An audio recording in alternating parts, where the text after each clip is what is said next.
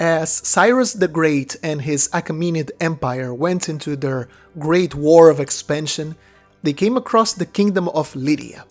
After conquering them in 546 BC, the Persians came across a new technology, a Lydian innovation: money in the shape of coins. Lydia, under their last king, Croesus, had been striking gold and silver pieces on fixed standards for weight and metal purity, and these new pieces of stamped precious metal, these coins, had already earned trust all across Western Asia Minor. The Persians quickly caught on to the fact that this new innovation was very useful. They liked it so much, in fact, that the old Lydian capital, Sardis, was designated as the place for the new Persian mint to be established. A few years later, the Persians, now under Darius I, introduced their own coins, the silver siglos and the coin we'll be talking about today, the gold Daric. Different from today, where we have monetary systems with coins starting from high denominations down to very small ones with almost no value, back then coins functioned as high-value stores of purchasing power. The idea of small change and fully monetized societies would only come later. A single silver siglos could exceed a day's pay for a Greek infantryman, and one Daric, valued at 20 sigloi, was quoted in Greek sources as a monthly wage for soldiers hired by the Persians. Fractions of the siglos were made, occasionally down to very small cuts, like even a 32nd in some series, weighing a ridiculous 0.15 grams. But their rarity of these fractions suggests a support role for these fractions, meant to round up the big transactions conducted with the large coins, rather than an attempt from the state to monetize everyday trade at the lowest levels. The spread of tiny denominations and this broad monetization of daily markets is generally attributed to the Greeks. Their fractional silver coins are vastly more common, which actually makes sense, considering their highly urbanized context. Urban civilizations like the Greeks had a much bigger need for small change. But back to the Daric. What was it used for? A coin worth 20 days of labor was a huge and impractical amount of money.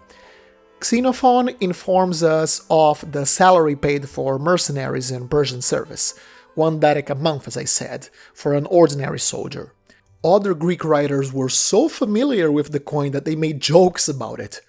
Plutarch reports Agesilaus of Sparta saying he had been driven out from Asia by 10,000 archers. He wasn't being literal on the number of troops sent against him. He was mentioning the money used to pay his enemies, because the Darics showed on the obverse the king depicted as an archer.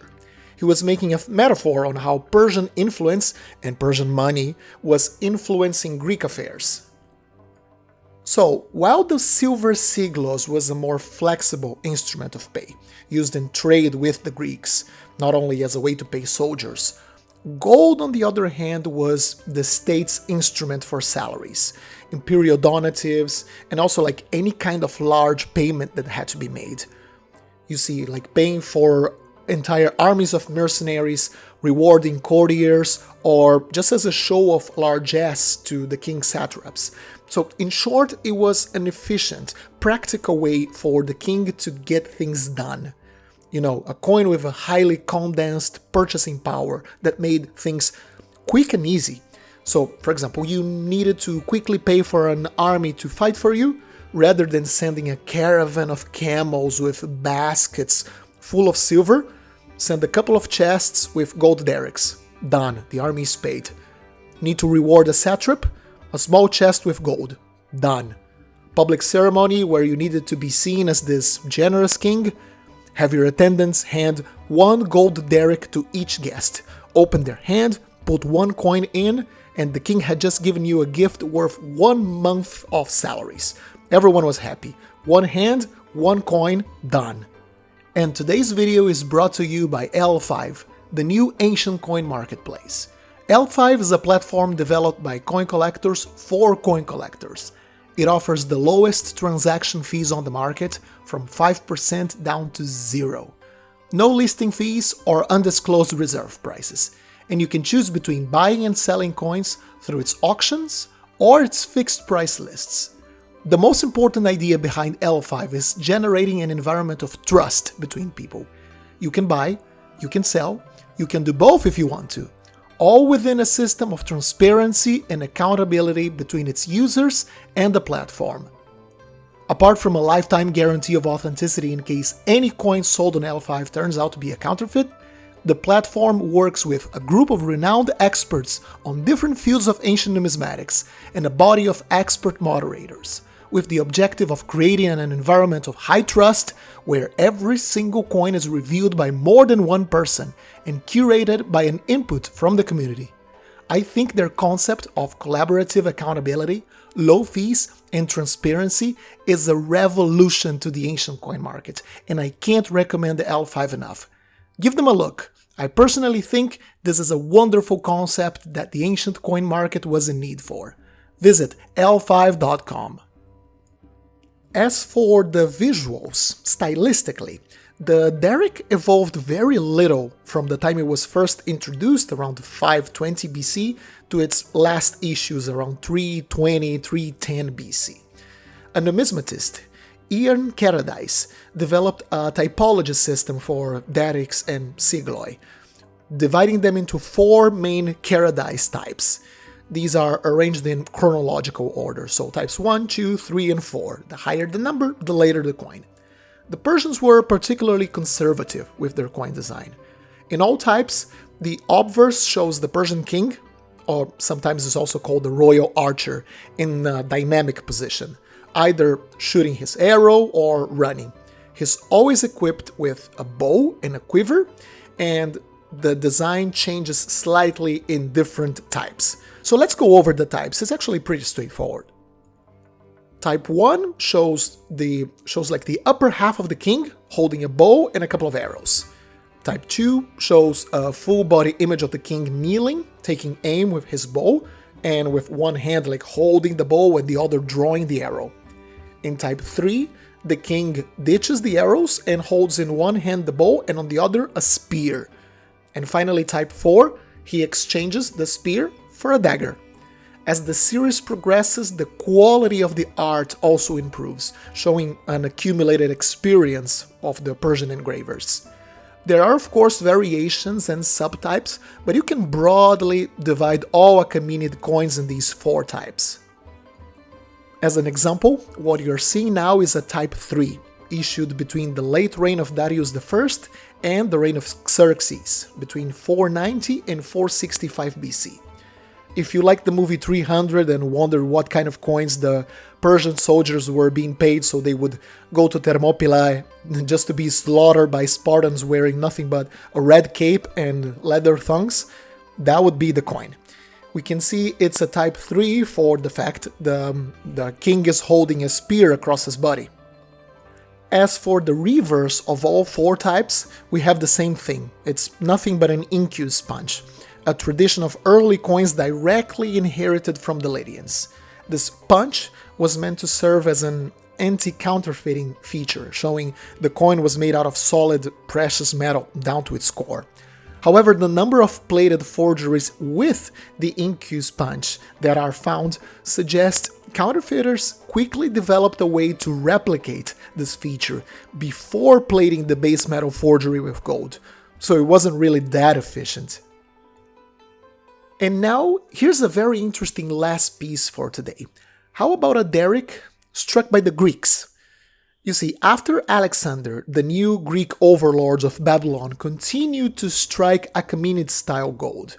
What we have here is a double Daric, attributed to around 310 BC, so after Alexander's death, under Masaios, the satrap of Babylon. Chunky coin, about twice the weight of the standard Daric, so 16.5 modern grams. These post-conquest issues often carry the old royal archer on the obverse, with a small addition that shows these are, without a doubt, Greek coins. and I mean these little mint marks. You can see one to the left of the archer.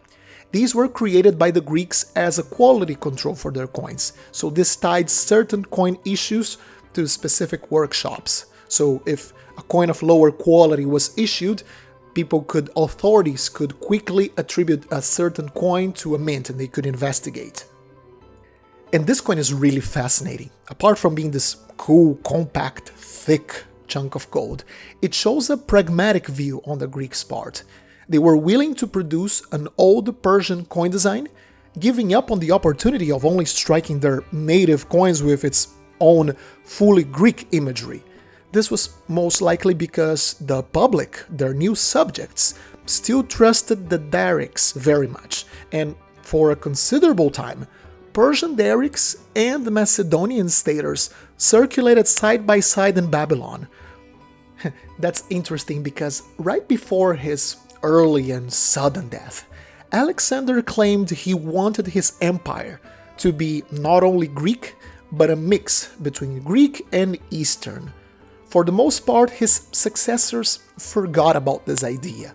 And it's funny to think that, at least numismatically, with his coins, Alexander achieved his vision of having Greek and Persian culture living side by side. So if you have the means of assembling an ancient gold coin collection, I think at least one Daric must be in your list.